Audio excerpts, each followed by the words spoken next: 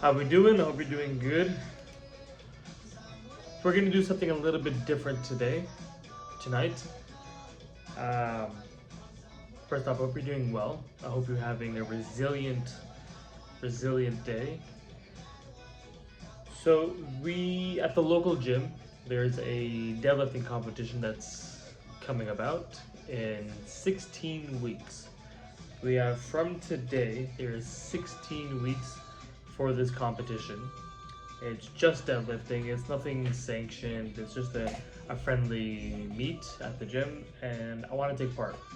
Deadlifting is my forte, not my favorite, but it is my forte. My favorite is squat for powerlifting, and with this newfound knowledge when it comes to programming, I figured now is a good time since they advertise for it. I think now is a good time to take part and see what I can do if I really just dial in on an appropriate program geared towards picking up something heavy and putting it back down.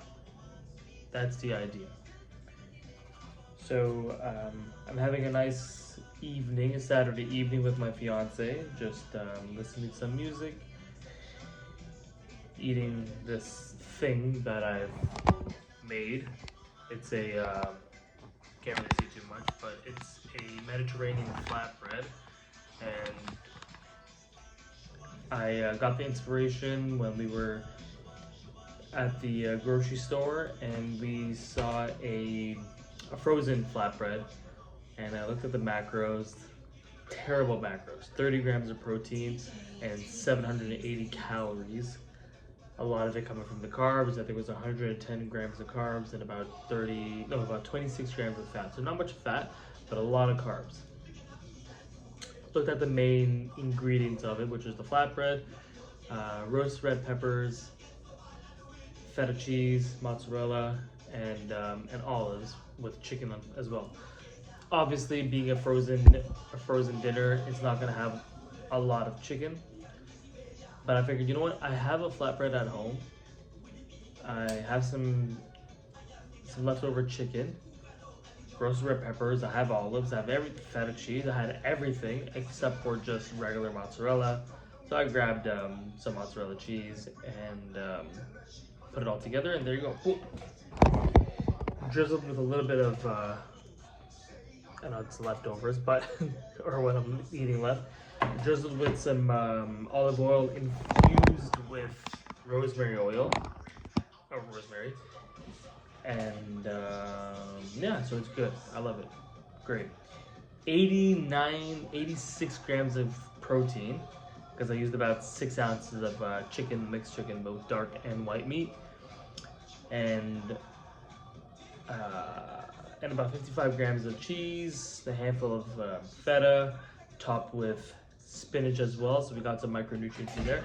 It's good. Overall, good. Hundo P.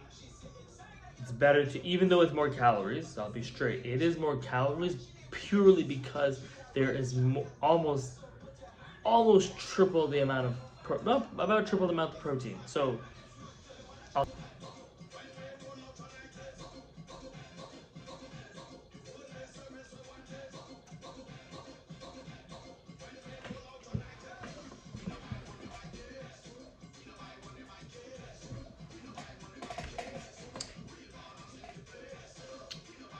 fellas, I want to talk to you.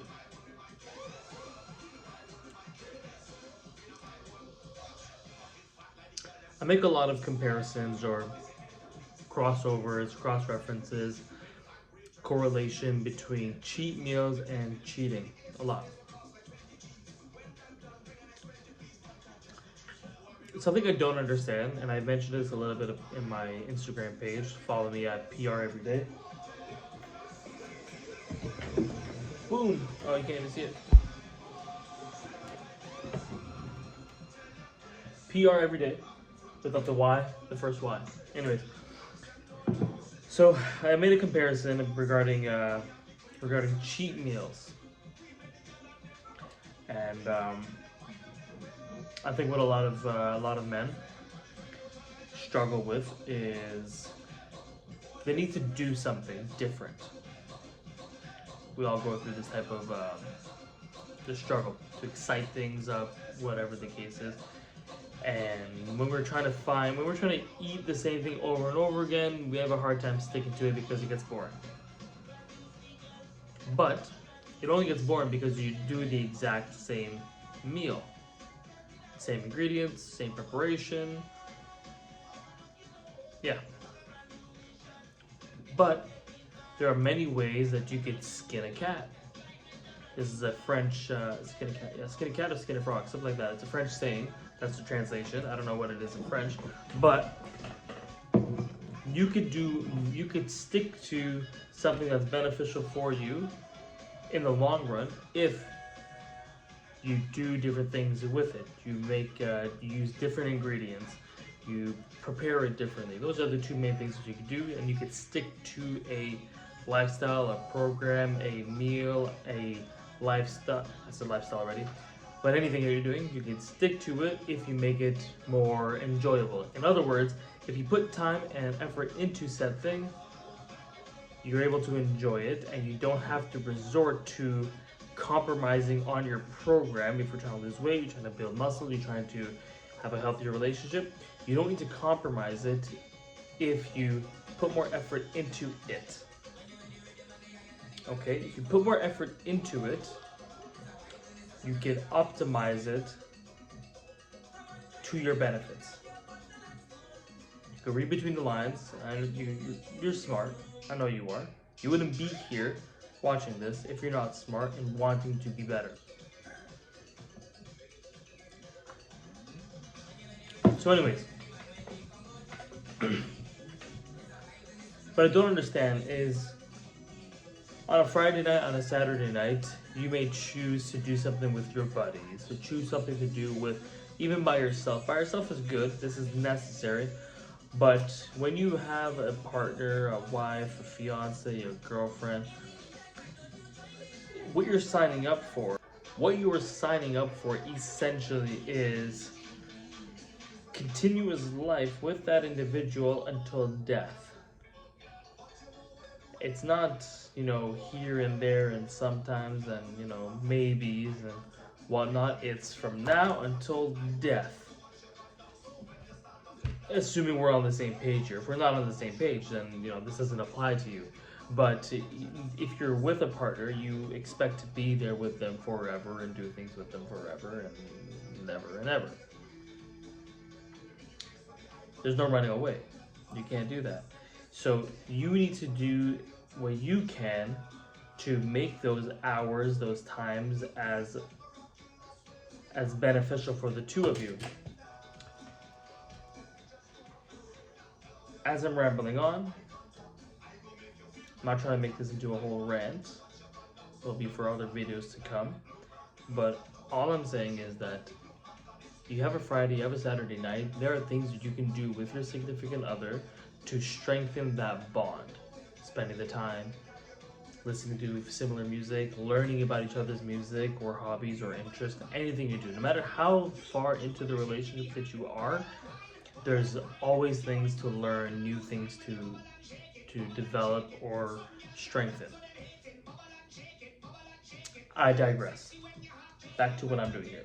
So, competition coming up and in 16 weeks, and I'm actually really excited to build a program for myself, and I wanted to walk you through it in terms of when you are deciding what to do for yourself or to create your own program, whether if it's for performance or for strength, performance or muscular build, what things that you should be thinking about when making that program. Okay, so let us begin.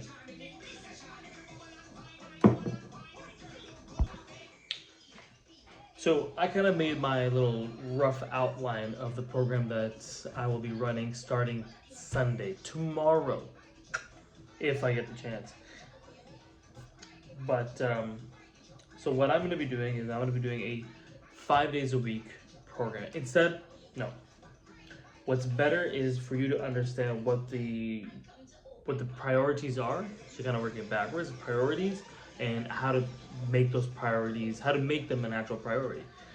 So my main focus is going to be the deadlifting competition. So my performance in the deadlift is a priority, meaning I want to deadlift as much as I can in a week that allows me to recover, and that's sport specific.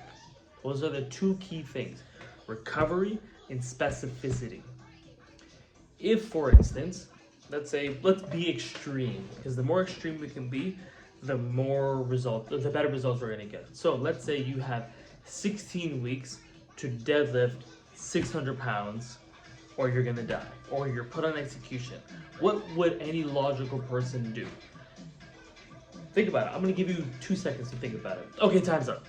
So you have 16 weeks to deadlift as much as you can, or else you die, your family dies, everyone you know dies. What are you gonna do? Are you gonna deadlift once a week? Are you gonna deadlift, whenever you feel like it?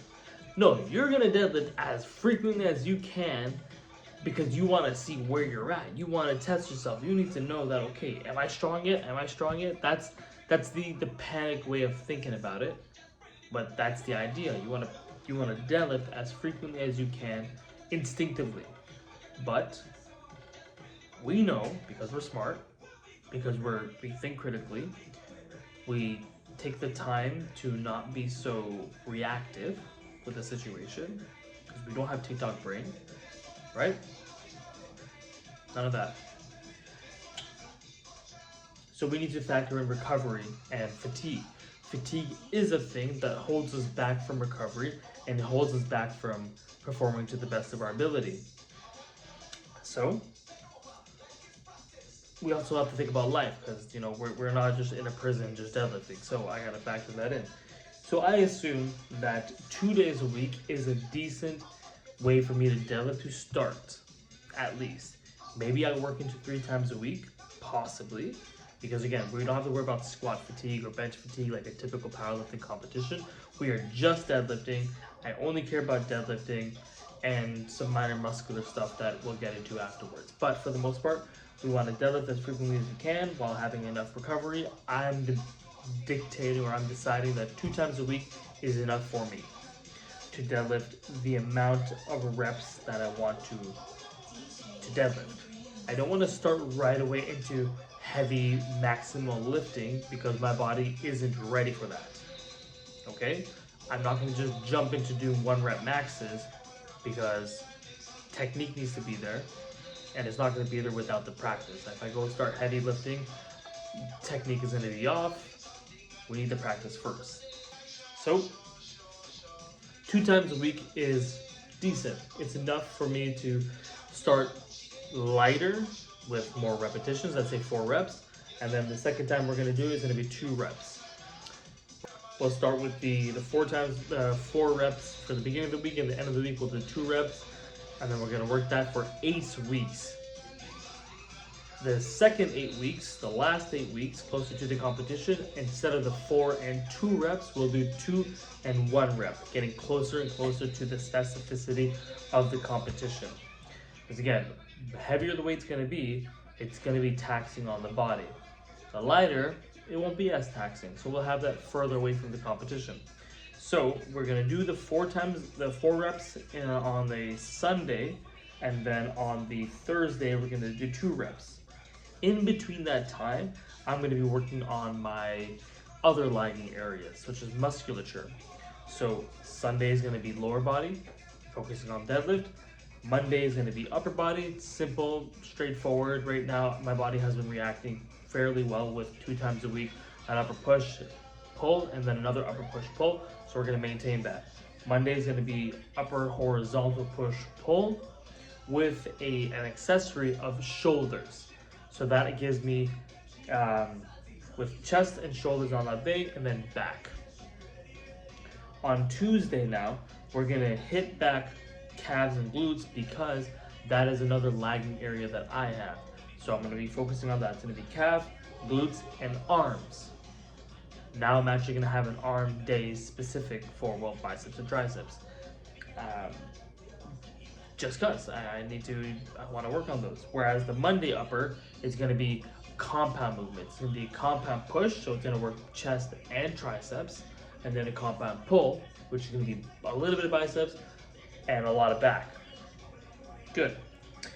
Wednesday is going to be a full-on rest day. Because we just, those 3 days, we targeted the full body. We targeted a bit of calves and glutes twice, and a little bit of the arms twice because of the carryover from the upper and the upper push-pull horizontal on the Monday. Thursday's gonna come around. Now we are fresh. It has been 1, 2, 3 days of resting for the deadlift. So now we're gonna do another deadlift-oriented day. That's gonna be the 2 reps, and then again, working on calf and glutes. So it's gonna be an overall lower body day. After that, we have Friday, and that's gonna be upper push-pull vertically, and for that accessory we're going to be using chest. So overall, with those 2 upper body days, the Monday and the Friday, we're going to be doing chest twice, shoulders twice, and then back 2 times as well.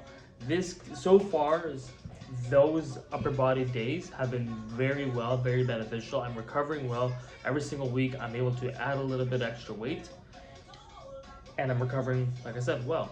So why would I want to change that? The only real thing that I'm changing is I'm adding deadlift to my workouts, and because I'm adding the deadlifts, I'm only going to be doing 1 set.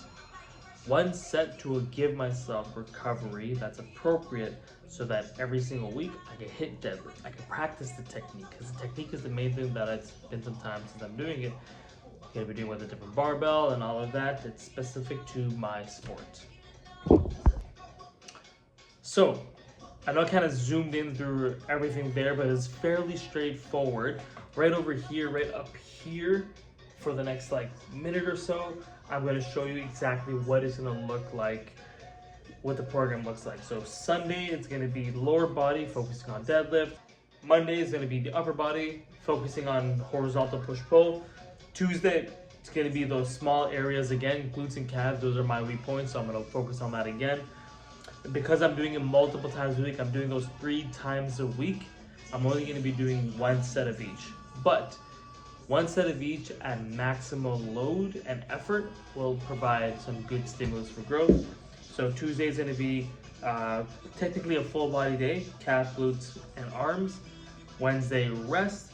Friday, back to the deadlift, lower body, focusing again on the deadlift performance. And then Friday is going to be upper, vertical, horizontal, vertical push-pull. And then Saturday is going to be rest. That is it. To kind of summarize everything, when you plan to create a program that's dedicated to performance, you want to make sure that you do it multiple times a week. That gives you enough time in between to recover, and whatever lagging parts that you have, you kind of throw them in at the end. All right, that's it for today. If you have any questions, comment down below. Happy to look over and discuss anything related to your programming. And give me a follow on PR EveryDay, PR_EveryDay. Take it easy.